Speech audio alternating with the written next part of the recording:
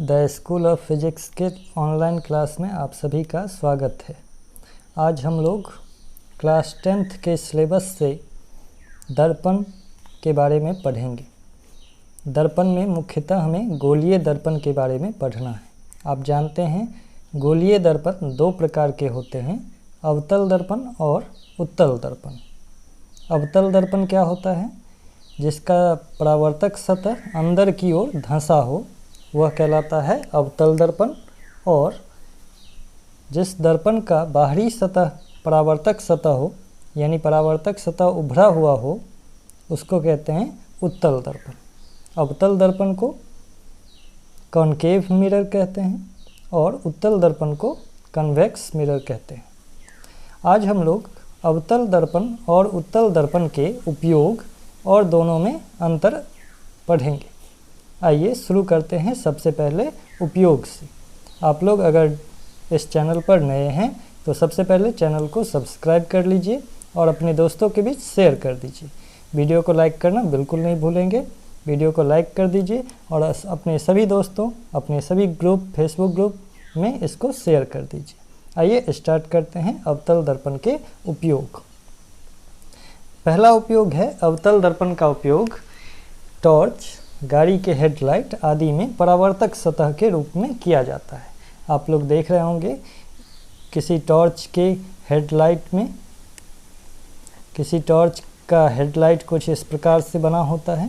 तो यहाँ जो एक दर्पण लगा होता है पीछे में, यह दर्पण अवतल दर्पण होता है। अवतल दर्पण कुछ इस प्रकार से होता है।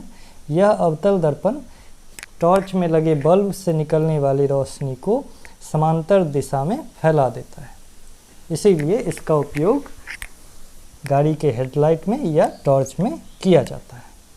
उसके बाद दूसरा उपयोग है अवतल दर्पण का उपयोग चेहरे का बड़ा प्रतिबिंब दर्पण के पीछे बनाने के लिए किया जाता है तथा हजामत बनाने में सुविधा होती है। आप जानते हैं कि जब किसी अवतल दर्पण के फोकस और ध्रुव यानी P के बीच में किसी वस्तु को रखा जाता है तो उसका प्रतिबिंब पीछे की ओर बनता है और यह प्रतिबिंब वस्तु से बड़ा बनता है। इसीलिए जब हम हजामत कराने जाते हैं तो उस वक्त हमारे सामने अवतल दर्पण रखा जाता है ताकि हमारे चेहरे का प्रतिबिंब बड़ा बने और हमें देखने में सुविधा हो। इसीलिए अवतल दर्पण का उपयोग हजामत बनाने में भी किया जाता है। आइए अब हम लोग तीसरा उपयोग पढ़ते हैं। तीसरा है बड़े अवतल दर्पण का उपयोग सौर भट्ठी में किया जाता है और बड़े अवतल दर्पण का द्वारक भी बड़ा होता है। आप जानते हैं अवतल दर्पण कुछ इस प्रकार से होता है। इसका द्वारक का मतलब होता है कि इसके परावर्तक सतह का प्रभावी व्यास ये अंतिम बिंदु से लेकर के इस बिंदु तक जो भी दूरी है, ये जो परावर्तक सतह है, इस परावर्तक सतह के प्रभावी व्यास को कहते हैं द्वारक। और जितना बड़ा अवतल दर्पण होगा उसका द्वारक भी बड़ा होगा। और जब बड़े द्वारक वाले अवतल दर्पण को सूर्य के प्रकाश के सामने रखा जाता है तो सूर्य का प्रकाश उससे टकराकर उसके फोकस पर केंद्रित हो जाता है, जिससे किसी एक ही बिंदु पर बहुत अधिक ऊष्मा जमा हो जाती है। और जब वहाँ पर एक ही बिंदु पर बहुत सारी ऊष्मा जमा हो जाने के कारण वहाँ का तापमान बढ़ जाता है, जिसके कारण यह एक सौर भट्ठी के रूप में कार्य करता है। तो हम लोग कह सकते हैं कि अवतल दर्पण का उपयोग सौर भट्ठी में किया जाता है, क्योंकि इसका द्वारक बड़ा होने के कारण सभी रोशनियों को यह अपने फोकस पर एक जगह केंद्रित कर देता है। यह था अवतल दर्पण का तीसरा उपयोग। आइए हम लोग चौथे उपयोग को देखते हैं। चौथा उपयोग है डॉक्टर जब दांत को देखना होता है, दांतों के अंदर उसे ठीक करने के लिए जब सामने दर्पण में देखना होता है तो वहाँ जो दर्पण लगा होगा वह अवतल दर्पण होगा। और अवतल दर्पण का उपयोग दांतों को देखने के लिए किया जाता है, क्योंकि आप जानते हैं कि अवतल दर्पण वस्तु का बड़ा प्रतिबिंब बना सकता है, बड़ा एवं सीधा प्रतिबिंब बनाता है। इसीलिए दांतों को बड़ा देखने के लिए अवतल दर्पण का उपयोग डॉक्टर करते हैं। तो ये था अवतल दर्पण के 4 उपयोग। अब हम लोग उत्तल दर्पण के उपयोग के बारे में पढ़ेंगे। उत्तल दर्पण का उपयोग कैसे किया जाता है? तो इसका पहला उपयोग है साइड मिरर के रूप में। साइड मिरर मतलब किसी भी गाड़ी के दाहिने तरफ ड्राइवर की ओर एक छोटा सा दर्पण लगा होता है, जिससे वह अपने पीछे आने वाले वाहनों को आसानी से देख पाए। वह दर्पण होता है उत्तल दर्पण। उत्तल दर्पण का उपयोग साइड मिरर यानी पश्च दृश्य दर्पण के रूप में इसलिए किया जाता है क्योंकि वह किसी भी वस्तु का छोटा एवं सीधा प्रतिबिंब बना सकता है। जब हम किसी उत्तल दर्पण के सामने कोई वस्तु रखते हैं तो उसका प्रतिबिंब सीधा बनता है और छोटा बनता है, जिसके कारण वह दूर तक और अधिक विस्तृत क्षेत्र का प्रतिबिंब बना सकता है, जिससे किसी भी वस्तु को देखने में आसानी होती है। पीछे से आने वाले बड़े वाहनों को भी छोटे दर्पण में हम देख सकते हैं। इसीलिए उत्तल दर्पण का उपयोग वाहनों में पश्च दृश्य दर्पणों के रूप में किया जाता है। आप देखिए ब्रैकेट में लिखा गया है, उत्तल दर्पण का दृष्टि क्षेत्र बड़ा होता है क्योंकि उत्तल दर्पण बाहर की ओर वक्रित होता है तथा ये सीधा तथा छोटा प्रतिबिंब बनाते हैं। आप जानते हैं उत्तल दर्पण का प्रतिबिंब सीधा और छोटा बनता है, जिसके कारण वाहन चालक उनके पीछे दूर तक आते हुए वाहनों को आसानी से देख पाते हैं, जिससे वाहन को चलाने में सुविधा होती है। ये था उत्तल दर्पण का पहला उपयोग, सबसे महत्वपूर्ण उपयोग। अब हम लोग इसके दूसरे उपयोग पर बात करेंगे।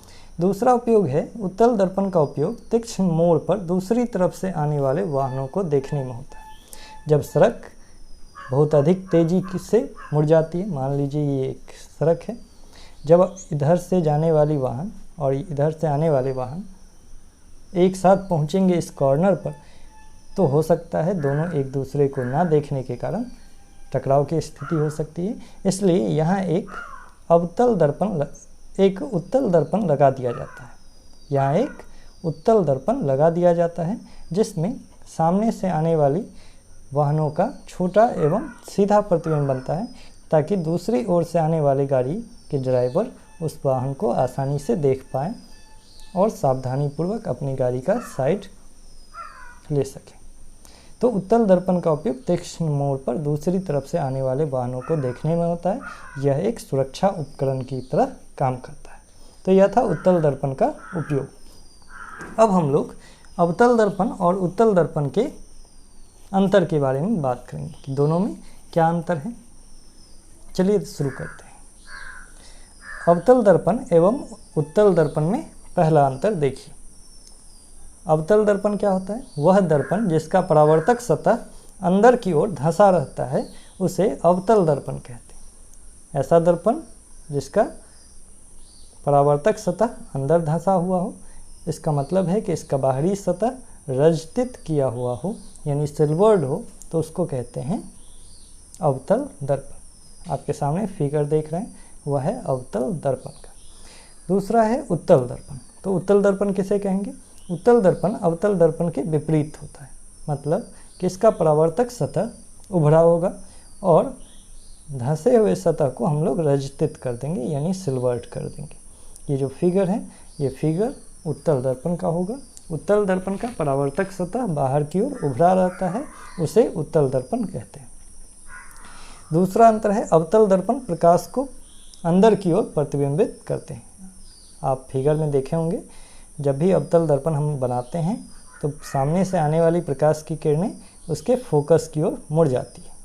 ये फोकस की ओर मुड़ जाती है यानी अंदर की ओर ये डेविएट हो जाता है, इसलिए इसे अवतल दर्पण को अभिसारी दर्पण भी कहते हैं। आप जानते हैं अवतल दर्पण को अभिसारी दर्पण भी कहते हैं क्योंकि यह सामने से आने वाली प्रकाश की किरणों को उसके फोकस पर अभिसरित कर देता है, कन्वर्ज कर देता है, इसीलिए इसे अभिसारी दर्पण अर्थात कन्वर्जिंग मिरर कहते हैं।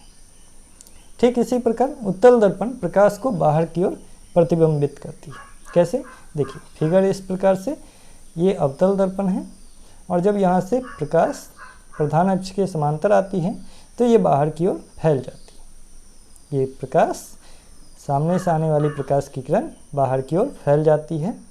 यहाँ से जो भी किरण आएगी वो प्रधान अक्ष से दूर की ओर चली जाती है, यानी ये डाइवर्ज कर देता है लाइट को, इसीलिए इसे कहते हैं डाइवर्जिंग मिरर। क्या कहेंगे? Diverging mirror. हिंदी में इसे अपसारी दर्पण कहते हैं। चलिए इसके अगले अंतर पर बात करेंगे। अगला है इसका फोकस दर्पण के बाईं ओर होता है। अवतल दर्पण का फोकस बाईं ओर होता है। आप देख रहे थे फिगर, इस फिगर में फोकस दर्पण के किस ओर था? बाईं ओर। ये फिगर है, इसमें देखिएगा ये फोकस जो है इस ध्रुव के तुलना में बाईं ओर होता है, ये बाईं ओर होगा। और याद रखना है कि अगर कोई चीज़ बाईं ओर होता है ध्रुव के, तो जब हम उसे मापेंगे तो उसका मान ऋणात्मक हो जाएगा। अगर दाहिनी ओर होगा तो उसका मान धनात्मक होता है। तो यही बात लिखा गया है कि दर्पण का फोकस बाईं ओर होता है अवतल दर्पण में, और उत्तल दर्पण में फोकस दाईं ओर होता है। इसी प्रकार से फोकस दूरी और वक्रता त्रिज्या ऋणात्मक लिया जाता है अवतल दर्पण में, क्योंकि बाईं ओर होता है, और फोकस दूरी और वक्रता त्रिज्या धनात्मक लिया जाता है उत्तल दर्पण में, क्योंकि वह दाहिनी ओर होता है। एक बार फिर से फिगर को हम लोग देख लेंगे।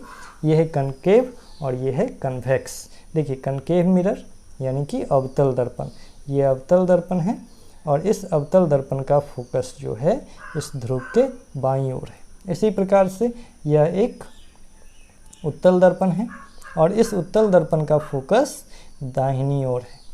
तो याद रखना है कि उत्तल दर्पण का फोकस दाहिनी ओर होता है, इसे कहते हैं डाइवर्जिंग मिरर यानी अपसारी दर्पण। और कनकेव मिरर यानी अवतल दर्पण को कहते हैं कन्वर्जिंग मिरर यानी कि अभिसारी दर्पण। तो आज हम लोगों ने पढ़ा अवतल दर्पण और उत्तल दर्पण के उपयोग और दोनों में अंतर। आज के क्लास के सभी पॉइंट को आप अपनी कॉपी में, अपनी नोटबुक में नोट कर लेंगे, और इस वीडियो को लाइक कर देंगे, चैनल को सब्सक्राइब कर लेंगे अगर अभी तक आपने सब्सक्राइब नहीं किया है तो, और अपने दोस्तों के बीच इस वीडियो को ज़रूर शेयर कर दीजिएगा ताकि ज़्यादा से ज़्यादा लोग इसका फ़ायदा उठा सकें और अपने घर पे बैठे अपनी तैयारी कर सकें। तो आज के लिए इतना ही। Thank you.